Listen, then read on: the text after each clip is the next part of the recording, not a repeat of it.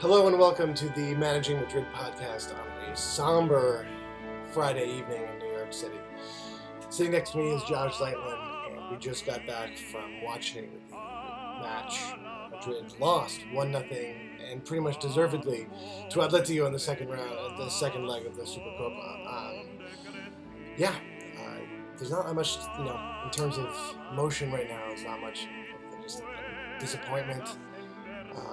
Not angry. Not angry. Just disappointed. I was riled up. We were riled up. I was riled up after the match, but basically right now I'm just disappointed. I have to say, I spent a lot of the match angry about the referee, and I think we're going to talk a little bit about him. But ultimately, this Madrid team just did not come out to play today. No, I don't think we did enough in attack to justify winning the game. I mean, I think without Ronaldo in the first half and with a obviously not fully fit Ronaldo second half, I just didn't think we offered enough. I mean, we had a couple of good chances. We had about 10 minutes in the middle of the first half where we put together a lot of good chances. But we obviously didn't help ourselves, so I could see an extremely soft goal. Yeah, it was really bad. It was entirely our fault. The referee did nothing to do with that. Referee had nothing to do with that goal. Referee had nothing to do with the way Madrid's defense looked porous, and referee had nothing, essentially nothing to do with the fact that the few chances that Madrid did create didn't go on target. James missed he did really well to create the shot and missed it about a foot wide in the first half. Bale missed a shot by about a foot wide in the first half. An inch away from connecting to a Bale cross. I mean, it just didn't look joined. And I think one of the biggest problems that I had was that after all of the investment of the summer, we still wound up with essentially a worse 11 for the second half than we had in the Champions League final. So all of the players who had come in the summer came off. Yeah. We should mention the Modric red card. I think that we all right. So let's use that for a second silly. to let's take because we're going to try to find positives from this game. There aren't many. We'll try to find them, but we're going to do a couple of the negatives first. I think the major negative that Madrid couldn't control was I thought the referee was truly very bad. But I'm not saying that was. It's not an excuse. It was bad. He was a terrible ref. I thought he failed to control the game. He was very arbitrary. It was just that he was inconsistent, and I don't think he was biased. I genuinely don't think he was biased. I just think that he was arbitrary. Some of the calls that he made, for example, applied were inconsistent. Players got yellow cards for tackles that were, I would say, much less bad than tackles that had gone entirely unpunished or just given fouls. Especially in the second half versus the first half. There was a moment in the first half where Thiago, who had gotten a yellow card earlier, slammed one of our players down. And it wasn't even that it was a hard tackle. It was that it was a cynical tackle to stop a break, which is a classic yellow card. And he went in with cleats up. It was really bad, and the referee called the foul, and to me, at that point, it was clearly should have been a second yellow card. Just like in the first match, there were several players, including Siqueira, who was very lucky in the first match. It was the same story, and then suddenly Modric, in the second half, he gets a super fake weak yellow card to begin the second half, and then he gets thrown out for a challenge that wasn't great. It wasn't necessarily any worse than any of the other challenges that have been thrown around. I thought that the enforcement of people coming up on Mario Mandzukic was a little ridiculous as well. He drew a lot of fouls. Because he refused to jump and he obstructed other players from getting to the ball, which is in itself an offense, by the way. Right. But, I did want to talk about that because I wonder whether this referee. Well, I wanted to know what you thought about that because for me. There's when you jump for a ball, if the other player doesn't jump and you collapse over him, to me that's not a foul on the jumper. It's a foul on the player who's not jumping. It's about the height of your elbows, right? Is typically how it's enforced. If your elbows come above the shoulder, right, then you're considered to be pushing down on him to gain an unfair advantage. But that wasn't what was happening. It was that Mario Mandzukic refused to jump. And not just jump, he would go down this, as if he was trying to trip the Madrid players who were jumping with him. And it's just genuinely a cynical game. And the truth is that this Atletico under Simeone, he looks like a cartoon thug. I'm just going to toss that out there. Has become a very cynical team, and that's fine. And we like we talked about last. But referees have an obligation to enforce the rules objectively. I think that particularly in the first half, he seemed very unwilling to give any cards for any reason, despite there being plenty of opportunities to do so. And then In the second half, he started giving cards for everything, Right. and almost like trying to even it out by giving a card to each team. So the whole thing just sort of it didn't feel good. It didn't. It was not a fun referee performance. And now let's stop talking. We will no longer talk about the referee. No, I mean, because it's a hard done. job. I wanted to talk about it right away because I just felt like I had to get out of my chest. Let's start from the beginning. I mean, inside 3 minutes. Let's talk. All right. I guess we can do it. Real Madrid concedes a goal, and after that, the entire match changes. So whatever game plan we had coming in is no longer applicable. I mean, as you said, though. It really was just about us. We need to score. We couldn't score. We didn't score the whole game, so there you go. We have to put a goal. We have to put a goal in, and it didn't matter if Atleti scored. We had to score, and we didn't. Yeah, the truth is scored, about that goal. It was soft. It was bad, and guess who we can't blame? And I know you're all going to be very happy about that. Can't blame Iker for that goal. He actually had not a bad game. I mean, he didn't. A fine game. He came out once, I think. He didn't command a lot of confidence. He had a great save. Area, but he had an astonishing. Which is no one has ever said that he can't do reflex saves. We've never said that. We love Iker for that. That's one of the great things he can do. But no, that was never a problem we had with him. No. But that goal, so we had a little bit of a discussion during the game. The first goal, it seemed very clear to me that the fault in that play was on Ramos, who, if you watch the play, there's the original high ball where Varane challenges the Atleti player. They both jump up, and the Atleti player wins the challenge in the air. But then the ball bounces and goes back up in the air. And the Atleti player charges at it, and then Ramos slowly follows him and gives this kind of half jump behind him. And for me, that is just an unbelievable failure because the key thing to do in that situation is either you hit the guy and try to challenge for the ball, or you come back and you drop back and say, all right, whatever, I'm going to just defend the space because we actually have a couple numbers back. It's not going to be a one-on-one with the keeper. And you just drop back. But what Ramos is with this weird in-between thing where he does this kind of half commit, and then he probably realized halfway through the jump that, oh, great, this guy's going to win the ball. And then the guy won the ball and got behind Ramos. Which is the death of any defender, which is that when you don't fully commit to a challenge. And the key thing is to just commit. Isolated. Even if you're wrong and you know you're wrong when you're going up, you got to commit either way because either way you're probably pretty much screwed anyways. Right. Anyway, so that's my reading of the first goal, and I think that's a pretty fair one. I think that Varane should have won the original tackle in the air. He should have. It's his job. Sometimes you don't win tackles. I mean, to me, it's much worse of a failing to miss. Right. I mean, I think it's also a defensive organization problem, which is that, when the first header wasn't won, there was kind of a confusion about whose responsibility was to get the ball. And that actually is because it was his fault. I hate to say it, but it is. Nice. But regardless, it's a defensive organization problem. I mean, I don't think it's really an individual mistake on the part of Ramos per se. I mean, you lean more on that side. I think it's more of a system problem. Ultimately, either way, it doesn't really matter. It's a sloppy goal to give up, and especially very early on. I mean, the one thing that we had to do at the beginning was keep it tight and not allow Atleti an easy opportunity to score. Once they had done that, they really had no reason to come out ever. At all. But, I mean, I think that on balance, they had the better opportunities in the game. I mean, I think they outplayed us on a fundamental level most of the game. I mean, look, Madrid looked good at times. We controlled pace for a lot of the game, but the truth is that it doesn't matter if you can't put together convincing opportunities on goal, and we just didn't do that. I think that there were a few promising opportunities, but basically nothing on target. I mean, maybe one weak shot directly at the goalkeeper.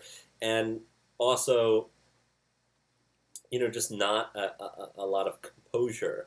I think there were a lot of opportunities that were missed, counterattacks squandered by slow or sloppy passes, losing possession in midfield, lacking a certain amount of composure in front of goal. Just not what you want to see. And when we sort of ended up the game with all old veteran players, who had been together, the fact that they still couldn't muster a convincing performance is bad. Is not good. I think it's very worrisome that when Ronaldo is not on form, there doesn't seem to be anybody who is capable of stepping up. I mean, last season we saw Bale do that at times. But you can't simply count on moments of brilliance where he knocks the ball past the guy and runs past him. That's not going to happen every game. It doesn't always work, and it certainly doesn't work against Atleti. And this is where Josh and I were talking. We got into an argument on the subway, partially because I was in a bad mood. We both were. But we got into an argument on the subway about this, and it's when we started talking, it seemed clear to me that, and Josh, it seemed very clear to Josh, I was on the other side, but I think I've come around a little bit. It seems very clear now that when you look back at a game like this, actually what we really need is that big, strong striker to just sit in the box. Your Drogba, or you can hold up. I mean, ball, really, it's Van Nistelrooy. That's what we're talking about, right? Like, this is what we need in this type of match when they're going to shut it down and give us some space on the wing to loop crosses in. Benzema, who's actually really good in space and on the counterattack, and plays to his feet. With the ball on his feet, is actually not the right striker for this situation. Yeah, so, just like in many times, like, we don't want to play Barcelo against, a lot of attack. I really don't want to play him against many people, but a lot of attacking teams, like, you don't want to necessarily play him if you're going to have to defend. A lot of, maybe with Benzema, we don't want to have to play him if we're going to play against a team that's going to sit back and have really, really strong central defenders that aren't going to give you any space. Right, and also, I mean, so Benzema likes to sort of pull a little back into the space between the two lines, between the midfield and the defense, and that space essentially doesn't exist against Atleti because they squeeze it really, really tight. Right. And so that also hampers Benzema. I think that it's really not his natural game playing against them. And, you look at that and you say, why after all the money that they've spent and why after all of the targets that we've had, do they still want to bring in Falcao? And then you see a game like this, and you say, actually, that kind of makes sense. I mean, I ideally wouldn't be Falcao because neither of us like him that much. Not entirely convinced. Price is going to be pretty high. Price is going to be high in the knee injury, but you get the idea behind the general sentiment of why we need a 9, and that's that. I mean, actually, I was genuinely shocked when I look back at this game. It just seems really clear that that's one of the key pieces that Madrid just didn't have, and because Ronaldo and when we're talking about Ronaldo, it's because in a lot of games last season, Ronaldo actually filled that void. He would come in and sit there in the middle and actually be the guy that scored off the headers, or the guy that who people are aiming for when they swing across, and the guy who makes the run to the back post. Time and time again in this match, we would get possession and there would be no one in the box and no one making runs to the far post. I mean, I remember once, kind of early on in the game, that there was a ball that rebounded out to the back post, and I said, "Why is there no one there? Why is there no one there?" Because Benzema had made this near post, like center post run, and what we really needed was the guy on the back post, the striker who was going to just slot in there in case it missed, in case no one was there. And it's just somebody whose job is goal poaching. Not, right. Sometimes you need somebody like that, an Inzaghi or a Van Nistelrooy. Van Nistelrooy are. Yeah, I mean, so if you look at the market today, is there anybody who conceivably fill that? Unfortunately, there aren't a lot. I mean, the striking market is very poor. Lewandowski would have been the perfect forward for us. He went to Bayern, unfortunately. Falcao is kind of on the market, but again, it's going to be a high price with an injury risk in the background. So, and besides that, there's not a lot. I mean, keeping Morata might have been a smart option because Morata does offer you a certain amount of physicality, he does, a certain amount of force. He's a tall, powerful player who can knock the ball down and play it. I don't personally have a lot of faith in Morata's ability. I watched him. I felt like there's a mixture of luck in there that I felt like was very clear to me. But the truth is, I think that given the real paucity of the market, it's quite bad. It's so maybe Morata, a type who I actually don't really feel like is quite Madrid quality, would have been useful there. So.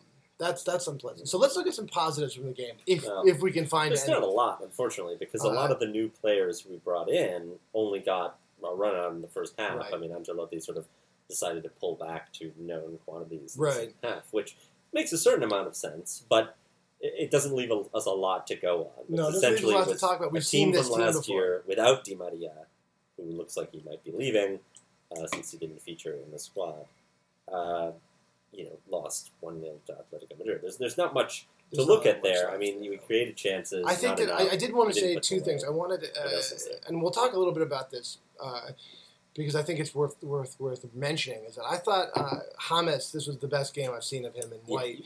He, to be fair though, and Josh pointed this out during the game, I was raving about him, and all of his good stuff, all the things that he did that were very good, came in the center of the pitch, and he was waddling in from the left wing, which is fine, and which is what some of our wingers do all the time. But the truth is that if we're going to be a team playing against Atleti, which is a really compact, really plugging the center type team, we actually need wingers that play like wingers occasionally. And James really isn't a winger. No, and it's clear that he looked great when he had the ball at his feet and when he was passing the people in the center of the pitch, but he's not a winger. And so he was leaving these big gaps on the left wing that Quintrao was having to. And so he gets triple teamed whenever he Right. gets the ball. You see the play gets switched, and Quintrao finds himself alone on the left, but he's the only Madrid player within 30 meters. And there are 3 or 4 and there are athletic 3 people athletic there. players. What is he supposed to do? And so he just swings it corner, back. I mean, or sometimes he just swings it back, or sometimes he loses the ball. But and it's the kind of place where that's where Di Maria actually really is helpful. very much so.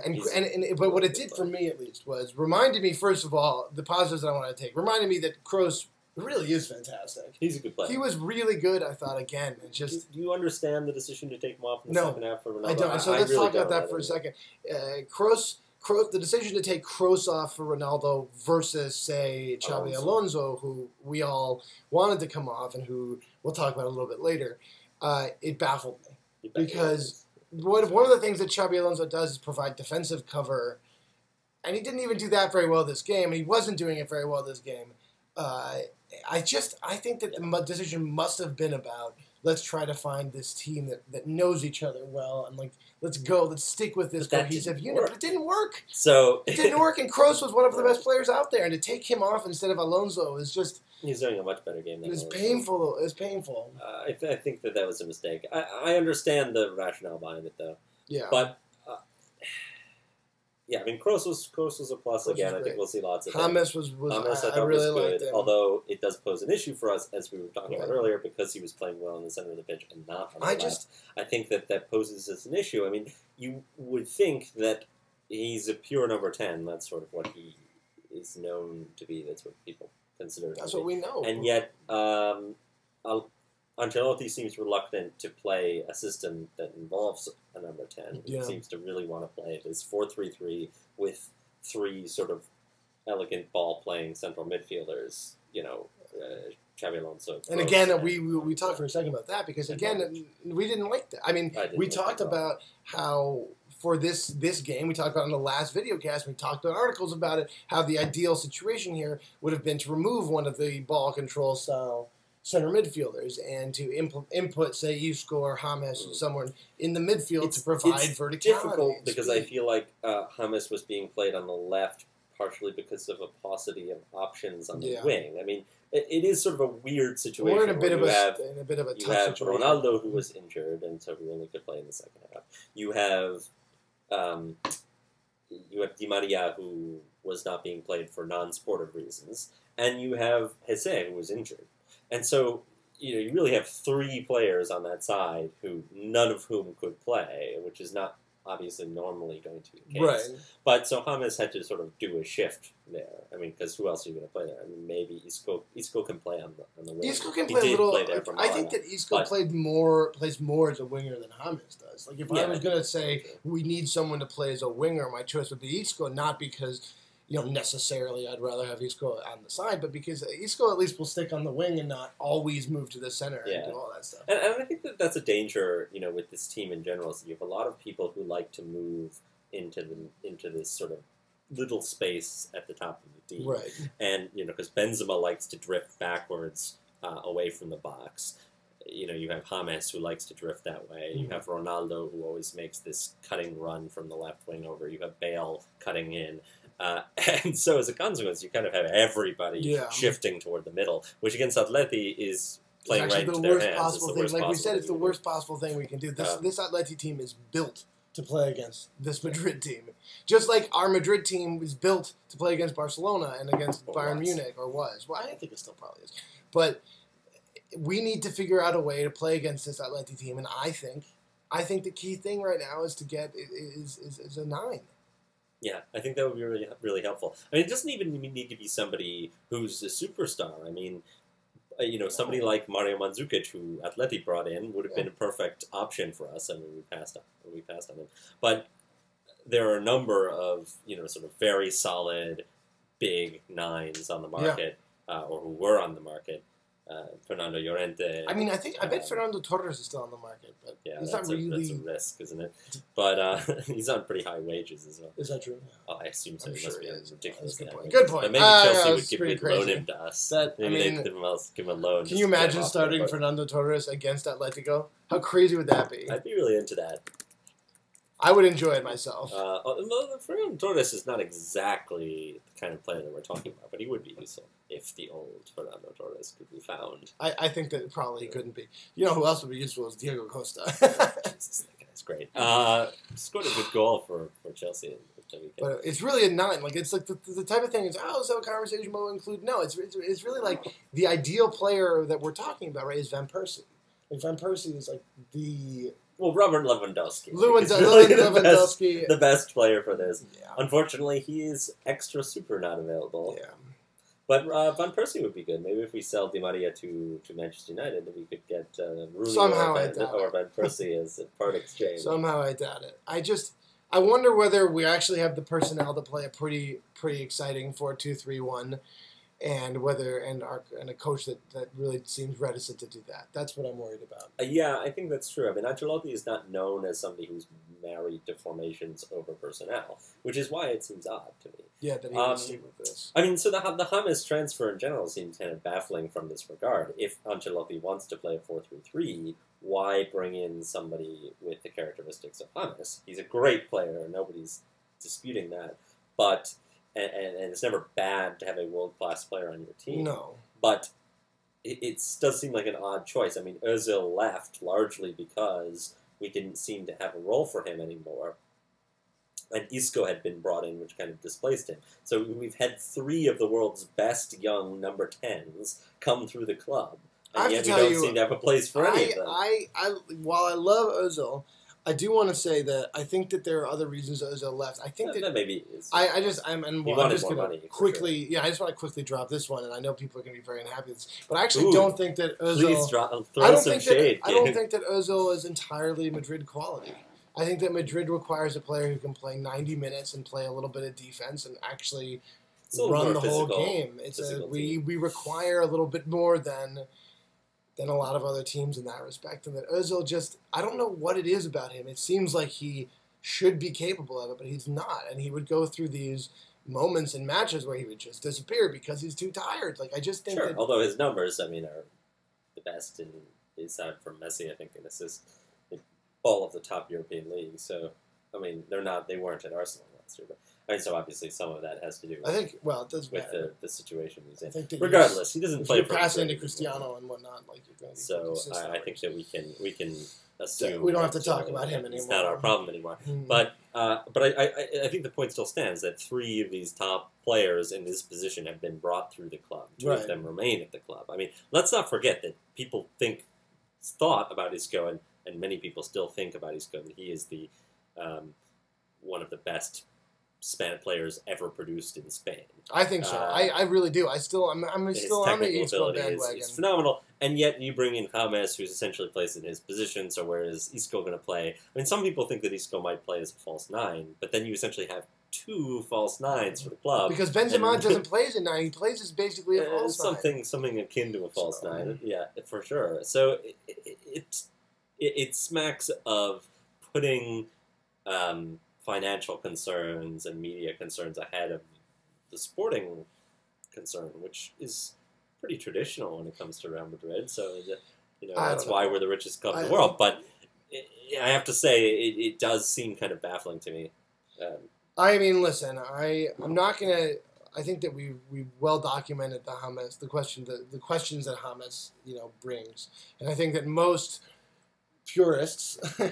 would not, who watched the Galactico era and saw the faults there, recognize that this is probably not the best situation. However, I think that I don't think that the Galacticos transfer and the Galacticos system was per se bad. I don't think that sometimes, and at the end of the day, I think what really happened with this was there was a sublimation of the team in favor of the individual that era represented. And I just don't know if that's what we still have. I don't think so. And also, I don't think we'll have a coach that allows you had a move toward only privileging attacking players that is no longer It's not true now. Certainly you do pay more for attacking players. They're more expensive. But there have also been Galactico transfers, world record transfers of defending players. I mean, defensive players. I mean, Pepe came for 30 million. Coentrao came for 30 million. We have defensive midfielders brought in. Yeah. Kroos was brought in at great expense. I mean, a lot of players who are not what you would consider to be Keylor is basically Galactico for 10 million. That's, I mean, I guess for a keeper that's a lot, but it's not nowhere near the world record. No, I know, but what I'm saying is that he was still paraded around and like, I mean, he was a big deal, like a lot of coverage. And yet, he's not starting. So who knows what's up with that? Yeah. Because why bring in a 27-year-old world-class superstar just to sit on the bench behind somebody else? Because why not? Yeah, I mean, it's frustrating, though. We were talking last time out about how much depth the squad has, and yet you see in a game like this because it doesn't seem that like we don't feel like we have any depth at all. And when Ronaldo can't play, we still have no real ability to replace him. Yeah, that's true. So I think that you might see somebody like Marco Reus come in next season when his contract is up at Dortmund. I believe it's maybe, yeah. He has an opportunity to leave next year, and I would expect a wide player like that to come in. Particularly, I think people thought at the Bernabeu that James might fill that role to some degree, but it seems clear to us now. It seems unlikely. I mean, it's not possible. Listen. Ancelotti has done good, miracle-working things with some players in repositioning them. I mean, the idea of bringing Di Maria from an attacking to a full-on midfield role was not something anyone expected to be able to do, and he did pretty well. And like Di Maria, ended up being quite a strong defender by many accounts. Yeah. Maybe like some people noted that it may be overrated in that respect, but I don't know. I think that that kind of engine that we saw James sprinting around today doing very similar stuff, and it looked good to me. The thing that I want to say about Di Maria is that we were talking earlier about this. I mean, so now that you have Di Maria who looks certain to leave, I mean, a week ago we were saying the opposite because it didn't seem like Paris Saint-Germain were willing to pay the price for him, and it looked like the Khedira deal had stalled as well. Now it looks like we might lose both of them. It seems that Di Maria is asked to leave. I think the only suitor in for him is Manchester United at the moment, but you never know. And then perhaps Bayern Munich could go in for Khedira. They seem interested. So if we lose these players, suddenly we have a squad depth problem again. Right. And we need to... Ancelotti has said he wants 22 players in the squad. We currently have 22, so that would require 2 new signings in, a week or 2 weeks? It's not a lot of time. It seems aggressive. I wonder... I think that we should prevent them from leaving and say, look, it's too late in the transfer window. We're not making any more sales. I think it's true about Di Maria. I'm not sure about Khedira. I think with Khedira, has been so ostracized, and we can at least try to get some. He hasn't. I thought he just. But he just refused a contract. Yeah, but his contract is about to run out now, and like we're going to get no money from it because it seems clearly he's not going to come back to Madrid if a contract runs out. So what? We maybe let him leave in the winter window. Well, we could do that, although his price will be depreciated then. I think if Bayern comes in with a solid offer, we should consider Khedira. Because you're not really strengthening Bayern either. It's because he won't ever start when Javi Martinez comes back. No. So it's really just a year-long thing for them, and then he'll probably go somewhere else or he'll play back up at Bayern. Yeah. So it's not a move that really hurts us terribly. No. With Di Maria, though, I totally agree. I actually think that at this point, we need to get blown away, and if we don't, we say, hey, Di Maria, tough. You have a contract with us. You're professional. Come play for us. And he'll do that. And it did. It actually did work with Suarez. And guess what? Best ever seasons for Liverpool after they told him he couldn't That's leave. right. And with Di Maria, at least to me, I think that maybe, we could have another year to convince him to stay. I mean, I would love to see him stay. I think there's been a fight, but that if you give it a little bit of time and like have the club, embrace him and show that he can play, and give him a raise for the love of God. Give the him amount a of money that they would have to spend on a replacement for Di Maria would be so much more than the money. He would probably be asking for more money anyways. The Di Maria is on €4 million a year, which is much less than somebody like James. Well, no, James is only making 6, I think. But that's because 6, we bought out his contract from. Give him 6. Yeah, I think it's not unreasonable that he was the man of the match in the Champions League final, and that he should be one of the not one of the worst compensated players on the team. So. It seems really absurd. It's not like Madrid is lacking for money. Yeah, well, it's a precedent thing. I assume they don't want to set the precedent of paying squad players high amounts. because then we'll have to give everybody a raise. I assume that's why. It's clearly not just about Di Maria. It's about their pay structure, and I understand that. But I think that Di Maria has shown enough to justify, being paid as more than just a squad player. I agree. All right, so we're coming to the end of the time. We have a little bit of housekeeping. We're going to be launching the podcast, like we said last time. The idea is to have the first episode up sometime next week. I go back to DC on Wednesday, so ideally we'd have it done before then, but it's not clear. We have not heard yet back from our friends who will be sponsoring the podcast, Blog Talk Radio. But as soon as we hear back from them, we'll feel comfortable to launch. And so we're going to try to do it. I mean, not trying. We're going to do it weekly. We just have to figure out a date that it'll all come out. Yeah, it's very exciting. It's very exciting, yeah. You'll all be able to expect a podcast every week on a specific day every week that you'll get it. And if we don't get it, we'll let you know why. But I very much expect to have the first episode out next week. So excited. Get excited. Well, it was fun. Unfortunate day, but it's at the end of the day, Gabe. It's a friendly game, so let's get them back. I mean, look, the actual season. If someone looked you in the eyes and said, "Which one would you rather have against Atleti? That weird game that we played in March, or this one, or in May, or this one? I don't know. Which one would you take?" Yeah, I think it's important to keep it in perspective. It's a worrisome thing. We're discussing it because we think it's important to how we're going to line up during the season. And it's an important But the consequence of the game is irrelevant. I mean, it's really the least important game we'll play all season. I mean, truth be told, the European Supercup's already a more prestigious trophy. And just because we happen to play Sevilla doesn't mean that's not true. But they're both. But they're both friendly. So don't get too angry. I mean, I would be super upset if we didn't win the International Champions Cup over the summer. We didn't. Oh, right, the IC. Right, talking about the thing we played in the United States. Yeah, we lost every match. I'm not really worried about that. So, anyway. A la Madrid. A la Madrid. This is